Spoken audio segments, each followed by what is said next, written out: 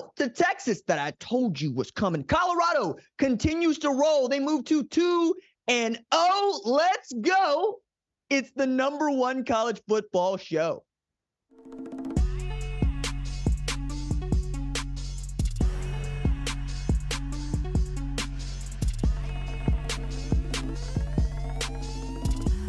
What's up, folks? It's RJ Young. I am not on a step mill. Thank you for watching on the Fox Sports app, YouTube, or listening wherever you get your podcast. Tonight on the show, we've got a lot to discuss. We're going to get to Colorado, Nebraska. We're going to get to Alabama and Texas. We're going to get to what's going on at Ohio State, Oklahoma pulling out one late, and the only loss that I have taken in 2 weeks of picking games so far. But let's start with Coach Prime told us this was happening all along. What can you tell us about what we should expect from Colorado for the rest of the season? Plenty more of this, I hope. I don't think I stumbled or stuttered when I told you we were coming. Not at all. We coming. Thank you, Coach. God bless you. Thank you. I didn't stutter. I said we coming. Now, I've heard many people say after this 36-14 win against Nebraska to open home field at Folsom that Colorado is no longer coming. They're here. Nah, man, you still ain't figured this out. You still ain't understood what my man is working on, what Prime is working on. What he is working on is his own timeline. And you cannot put a ceiling on what Colorado is capable of this year. This program is fun as hell.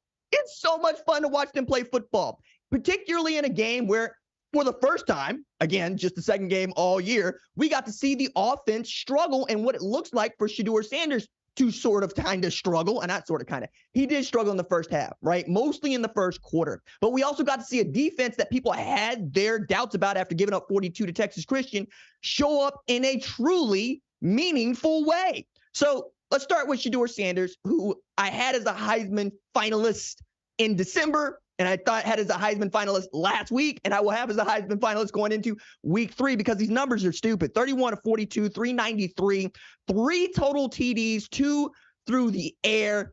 Outstanding play from him at the quarterback position when they needed him to come through most. They couldn't really run the football at all, right? And when the defense would come up with stops, he would try to get the ball to his playmakers. And while Travis Hunter had 3 catches for 73 yards, 4 tackles, and a pass defended, just going to be a stat stuffer in that way. I'm really impressed with what Xavier Weaver was also able to do alongside Shedeur Sanders. Had 10 catches for 170 yards and a TD, and his performance is much more indicative of the kind of Colorado team that I thought we were going to see. The way that I will get to that is Xavier Weaver transferred to Colorado after catching over 700 receiving yards and 53 passes at South Florida last year, but he did it as a graduate transfer. Now, one of the things that you have heard over and over again is that Colorado brought in 86 new players, and depending on who you talk to, 40 to 50 were transfers, and all the guys that got shipped out, he turned the roster over. What you don't hear enough about is the quality and experience of the transfers that he brought over, because so many of us get caught up in where these guys are coming from: Florida State, Clemson, Michigan. We can keep going, Arkansas. But I get caught up in how many of these guys are grad transfers and how many of these grad transfers started on offense or defense, like Xavier Weaver. So Colorado had 14 of 22 starters on offensive defense being graduate transfers, which means they are not only guys that already have their degrees, but are also guys that have played a ton of football. So there's really a great reason for why a veteran football team is playing really good football. This is the greatest story in sports today, but the foundation has been laid, and I've been trying to put people on game, and people that listen to the show regularly have known for months that I've always thought that Colorado was going to be good. And in a game where they didn't particularly play well, they still managed to put up 36, which means they're averaging 40.5 points per game, and Shedeur Sanders is averaging 450 yards through the air a game. I keep hearing that Texas Christian is not that good. And then I'll hear Nebraska is not that good. What I don't hear is Colorado really is that good. Now, other things to take from this, including Nebraska turning the ball over, right? Now, on the one hand, Jeff Sims put the ball on the floor 3 times through an interception. On the other hand, Colorado forced 4 turnovers and 3 were forced fumbles. Now, You can tell me that you don't think that Jeff Sims played his best football. You'd be right. But it's really difficult for me to look at those dudes wearing that really nice black top and those really nice white pants and say that they weren't playing great football on the front seven. Remember, last week against Texas Christian, all we got to say was, man, that secondary is really good, especially with Travis Hunter back there and Shiloh Sanders. This week, the secondary was not very good, and the front seven were. Charles Kelly is getting that defense to really bend and not break and really play and run hard to the football in a way I don't think a lot of people expected. And frankly, when you've been able to beat a Coach Prime team, and it's only happened a handful of times now, you've been able to run the football. So once Gabe Ervin had a hard time running the ball, I was thinking that Colorado was going to have a shot there. And then the offense slowly began to find itself. Another thing to take note of here is we're already looking ahead, right? That's what else Colorado has done for us with this win against Nebraska. They have allowed us to look toward Colorado State in the Rocky Mountain Showdown. And then they travel to Oregon, and then they get USC at home. Can you imagine what the atmosphere would be like if Colorado somehow got past Oregon that struggled against Texas Tech and was undefeated when they host Lincoln Riley, Caleb Williams, and USC at Folsom on September 30th? I'm already giddy thinking about it, right? But assuming that Colorado covers the 21-point spread against Colorado State, we're already looking toward Autzen and what that atmosphere is going to be like, because I understand that they're going to sell out that game because every game that Colorado plays this year is an absolute event. I also thought, there's a number of other stats to go through here that are just kind of eye-popping for me in Colorado and its win, but I'm just going to go ahead and point to, we weren't counting as many snaps that Travis Hunter played today, but he played over 100 snaps again, guys. Like, he's just doing this. At one point, I'm even saying to myself, I'm going, surely they're not going to ask him to do this every single game. It'll be against ranked opponents or opponents that, they're going to play on national television for whatever reason. No, they're just doing it. He's going to be out on the numbers. Become defense or offense. That's just what Travis Hunter's going to do. And you can even see Shedeur Sanders trying to find him, trying to force the ball to him when he probably shouldn't be because you trust him that much. Same thing was true of Dylan Edwards. There are a number of times where I'm looking at Shedeur Sanders, I'm going, hey, you missed the open guy over there because you wanted to go with the football over here. The offense wasn't as in sync as I was used to seeing it last week, and certainly wasn't running at the sort of tempo that we're used to seeing Colorado run with. But it's a great win for Boulder. It's a great win for Prime. And I'm just going to keep saying it. Don't put a ceiling on what they can do. Let us all enjoy this ride, because I certainly am gonna. All right, to the biggest game on the schedule this Saturday. That was Texas at Alabama. That's number 11 Texas at number 3 Alabama. And yeah, Texas pulled off the upset 34-24. Fascinating and fun game. Let me get that off the rip. I really enjoyed watching these two Texas quarterbacks go at it. I think the world of Jalen Milroe. I have since he left Katy. I think the world of Quinn Ewers, especially the transformation that he's gone through with his body and his abilities. He doesn't look shook. Both of those guys throw a remarkably accurate deep ball, and it is really fun to see them throw darts down the field. But a couple things that we got to point to here. Alabama's offensive line had a difficult time blocking Texas's front seven. I don't think that many people, not name me, expected them to have a hard time blocking Texas's front seven. I don't tend to look at this as Alabama's offensive line as being bad. I tend to look at this as Texas's front seven being good. I understand you get 5 sacks to the quarterback. You have through 2 interceptions. You're going to have people talking about how bad the offensive line is. But I will say Jalen Milroe is probably playing behind the same sort of offensive line that Jalen Hurts was playing behind in 2016. And both Jalen Hurts and Jalen Milroe had a tendency to just hold the ball. If the ball isn't gone after 2 claps and you still back there trying to figure it out, that's on you, quarterback. That's not on the offensive line. I say that as a quarterback. You got to get rid of the football. And when Jalen Milroe was able to get rid of the football, it was really fluid and it was really fun to watch. But you could also see why he was a starting quarterback at Alabama. He can move around and do things that other guys just can't do. He will make you right in the way that Bryce Young would make you right. He's just not as accurate and as polished as Bryce Young was in 2021, let alone 2022. But he's got time, and I think he's going to grow into the role.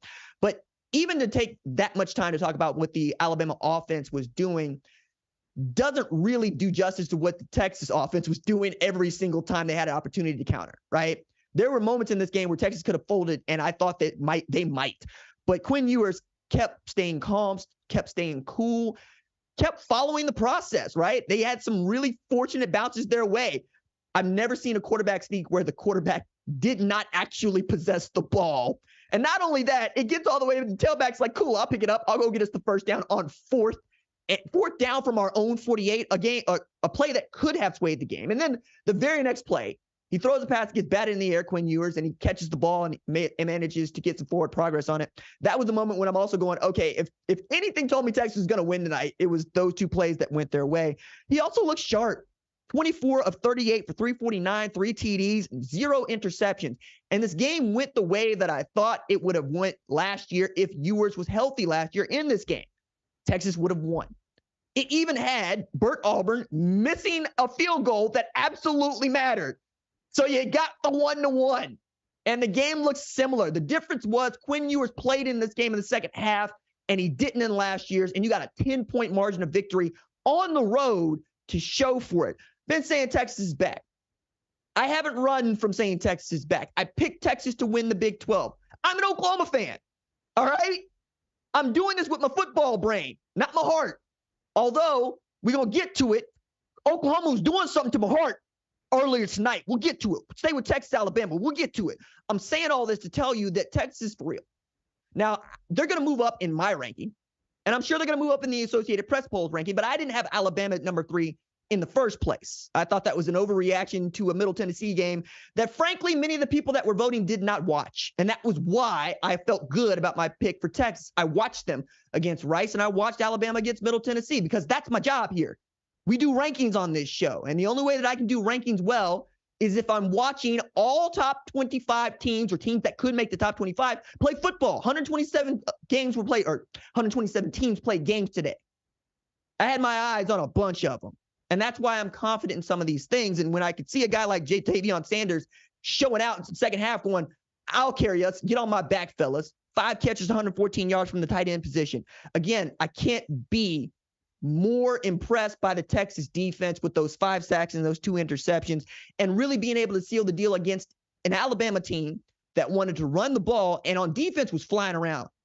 They have some dudes in that defense. Terrion Arnold was as good as he was bad at times. They missed Caleb Downs, and you could see where I saw how a freshman was integral to what they were doing on the back end. But every now and again, they'd have a guy like Dallas Turner turn around and make a play, right? I think Alabama is still going to be good, and I picked them to finish in the college football playoff because I thought they could lose this game, still make the SEC championship, and still get into the college football playoff based on the strength of that league and following the eye test. One of the things that I don't say enough about how we do these rankings and how we're looking at these games and how we evaluate teams off of a loss is it's not just what do they look like in pads or what does the talent composite tell us. It is, hey, if all things are going well for this team, do you trust them to beat the other team? So a great example of this is knowing that Georgia ain't played nobody, Paul, and knowing that Michigan ain't played nobody, Paul. If Georgia and Michigan lined up today, who do you think would win? That's how you should do your rankings, right? And if you can make yourself believe one way or the other, that is how you should do your rankings. Everybody knows who shouldn't be in the top 25. But when you go ask people to write it down, all of a sudden they get to lock up. Although I'm going to have Texas inside of my top 10. I can already see that one coming. I'll be curious to see what the Associated Press does when we do this show on Sunday afternoon for you on Sunday afternoon. Great win for the University of Texas. Great win for Steve Sarkisian, who becomes, well, I believe just the 3rd Nick Saban assistant to beat him.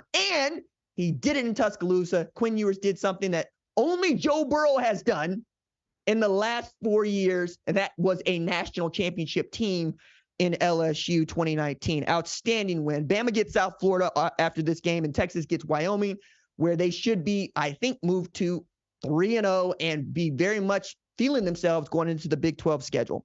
Let's go to number 13, Oregon, holding off Texas Tech 38-30. Oregon got a pick 6 late to seal the win. The Pac-12 remains undefeated. Now, we are also doing this show as Washington State and Wisconsin are still playing, But the point remains, I believe the Pac-12 was 16-0 at the time of this taping, which is remarkable and also ridiculous, but so was this game. Like, I watched as much of this game as I was watching Alabama, Texas play, and seeing Bo Nix operating, seeing Tyler Shuck operating, seeing how these run games were challenging each other. It was a lot of fun. And frankly, Jones Stadium showed out to me. Like, I didn't know that Jones was going to show out in the way that they did tonight when the Oregon Ducks came to town. And frankly, I know Oregon's the number 13 team in the Associated Press poll rankings, and they're ranked in my top 25. But I struggle with whether or not to make Texas Tech a top 25 program in the preseason. And then they lost to Wyoming, made that a little bit simpler. But it was not easy for me to pick Oregon to beat Texas Tech, and Tech shows you exactly why. I think this is only the second loss that Tyler Shuck has suffered in the 10 games he has played, started, and finished, which tells you a lot about him in winning time.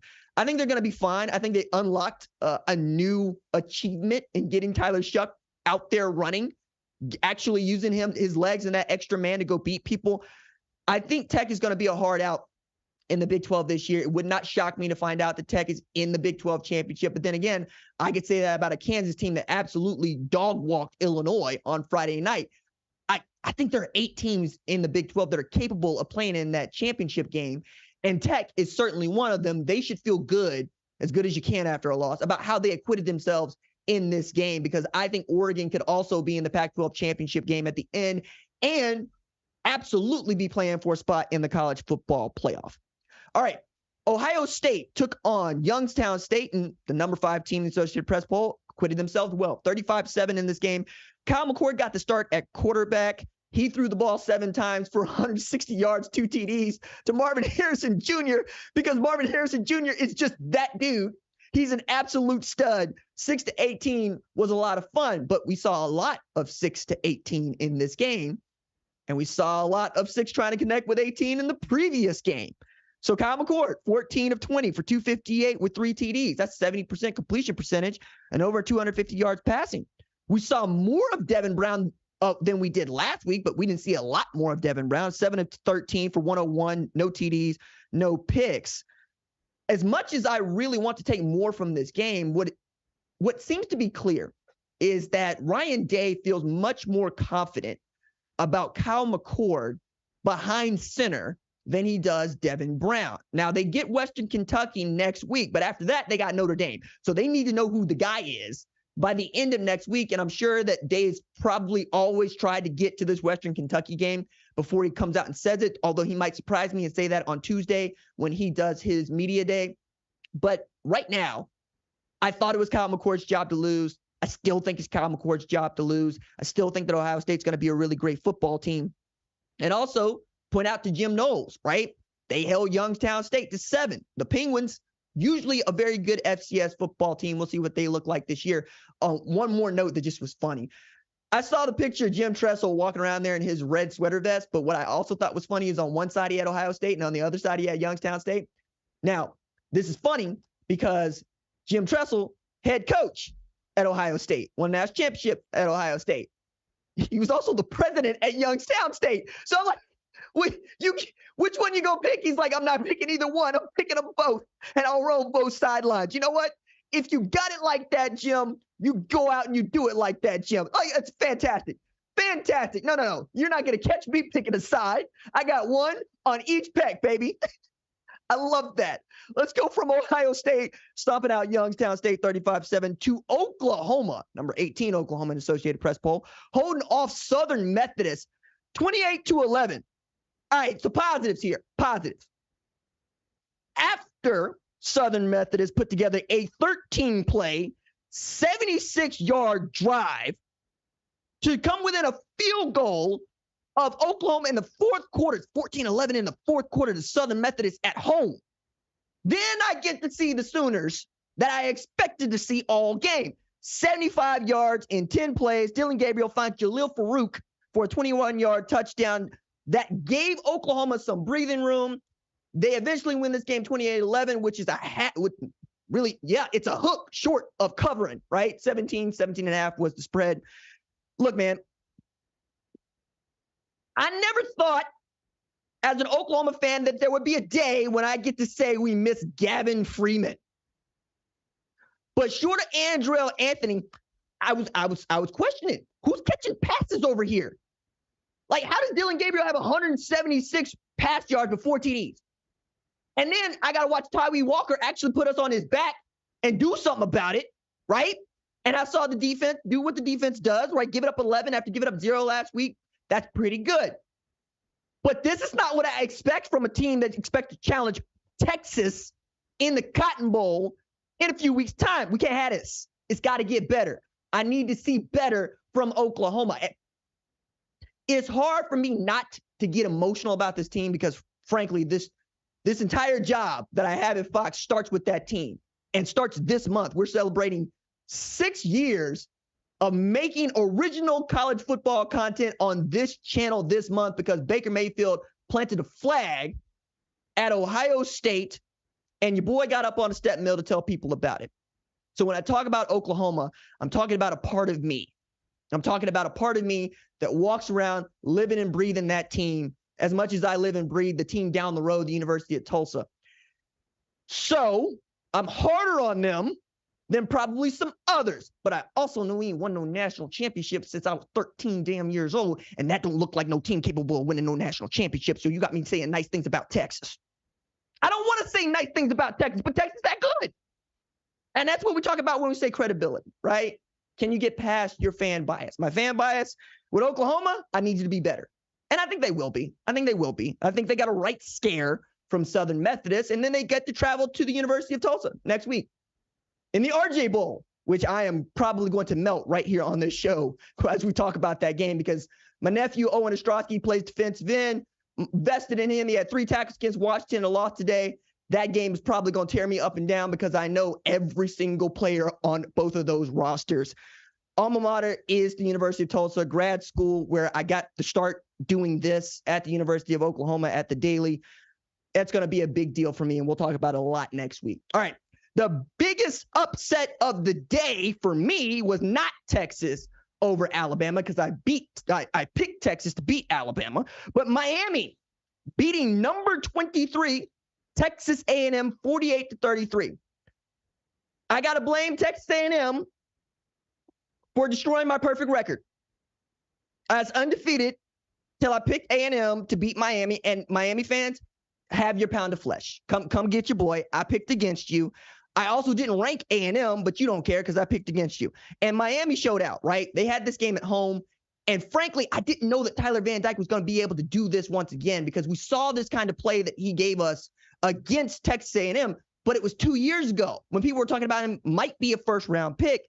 They changed the coordinators up. They get rid of Josh Gaddis. They bring in Shannon Dawson, and all of a sudden we get 21 of 30 for 374 with 5 passing TDs from Tyler Van Dyke, which, by the way, wild note here, Tyler Van Dyke became the first Miami quarterback in school history to throw 5 TD passes against a ranked opponent.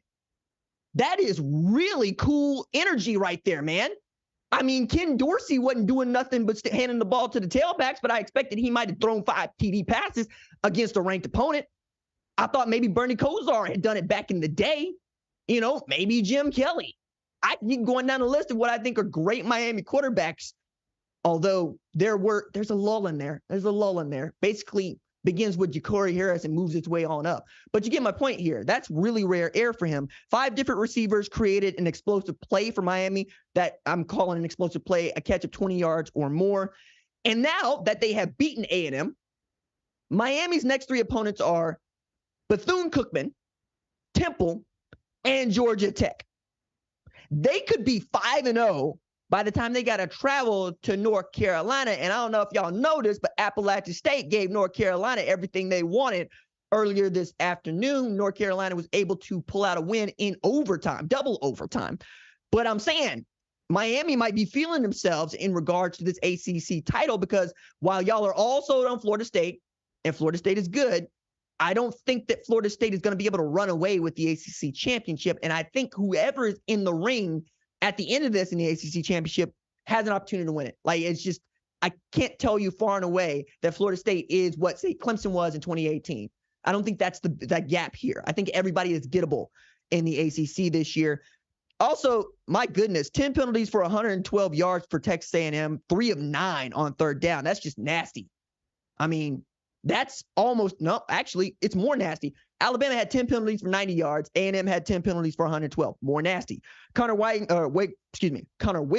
had 31 of 49 for 336 with 2 TDs and a pick. I thought he played well. A couple things didn't go his way. Evan Stewart played lights out, 11 passes caught for 142 yards. But the big question here is, what in the world is Jimbo and A&M going to do now? Because no matter who won this game, somebody's going to feel bad about it. Both of these teams were 5-7 last year. Both of these teams don't like each other, and both of these teams desperately needed this win for their fan base and their booster class to believe, okay, cool, we're headed in the right direction. Mario Cristobal sealed that win. Jimbo Fisher, who hired Bobby Petrino to call plays, might actually do something, about that, knowing what they did against Miami. I don't think he should. I'm just saying he might. Also in here, this is what A&M's got coming up next. They got Louisiana Monroe, which, raises the banner because until A&M had done it, they were the last unranked team to beat Alabama. But after they get Louisiana Monroe in the we unranked beat Alabama Bowl sweepstakes, they get a gauntlet run, which is ridiculous. Arkansas, Auburn, Alabama, Tennessee. A&M better figure it out in a hurry. And I mean like tomorrow, because that is one hell of a schedule to go before you get a bye. Louisiana Monroe, Arkansas, Auburn, Alabama, Tennessee. I don't want that. And I dare say neither do A&M fans. All right, let's get to some quick hitters. Number 12, Utah survived against Baylor 20-13. Utah is still not great without Cam Rising. They can't get that dude back quick enough. Nate Johnson took over late after sitting behind Bryson Barnes most of the game. He was given a chance, right, to basically go out there and show he could get the job. Johnson had a 15-play, 88-yard drive that ended in a 7-yard keeper with a touchdown that gave them a lead, 1:59 left to play. The Utes took their only lead, right, late in that game when Jalen Glover had the go-ahead TD in that game with 17 seconds left. I got ahead of myself in my own notes here. Point here is Baylor lost to Texas State last week, and they didn't have Blake Shapen this week. You did not expect, even without Cam Rising, for Baylor to be in this game for very long, and they really gave themselves a chance to win it at the end.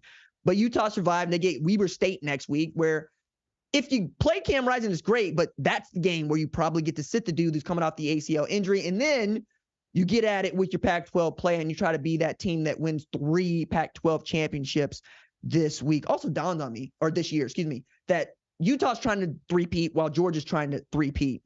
And there are levels to this, but both of those stories are very cool. Number 20, Ole Miss rallied to beat number 24, Tulane, 37-20. Without Michael Pratt, Tulane was very much in this game. Ole Miss outscored Tulane 27-3 in the second half. Again, great football game, and I loved watching it.